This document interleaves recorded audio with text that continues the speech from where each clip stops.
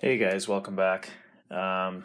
So today I want to talk about a problem that I've got with this is my farm truck project that I'm working on.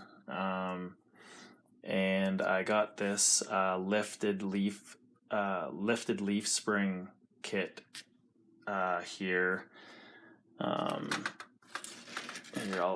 This farm truck will be coming out soon. We'll talk about that at another time.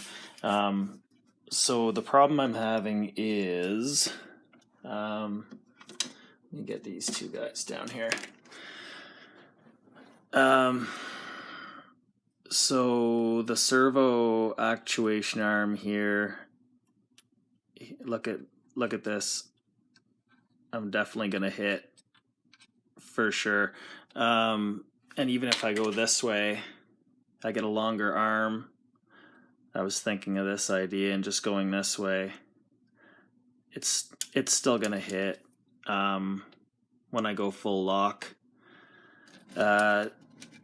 So I know a lot of you other guys that are interested in this kit are gonna run into this problem. So I just wanted to kind of make a quick video about it and show you a quick fix. I saw this on. If you guys have been watching this trucks, you'll definitely know who Gabriel Silvas is.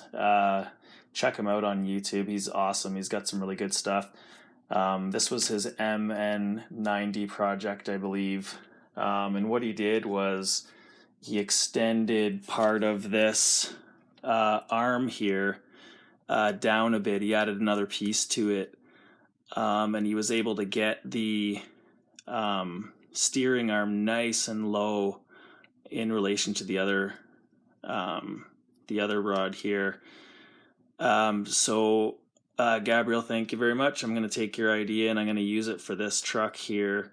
And this is going to help out big time to get this arm nice and low. So I'm going to show you what I come up with in just a sec here. Hold on.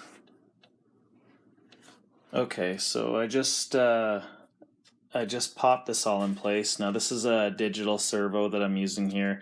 If you guys saw my other video on the comparison between this and analog, I like these a lot. So what we've done here is I've taken another piece from another servo actuation arm, and then I've attached this arm over to this one.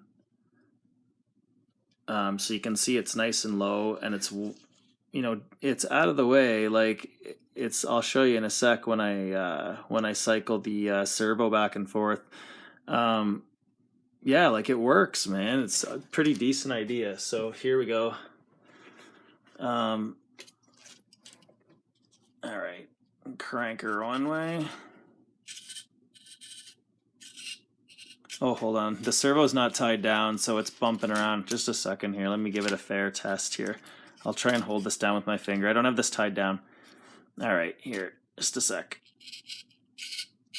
There we go. It's not even hitting the spring. The movement is due to me moving the dang thing. It's not hitting the spring on that side.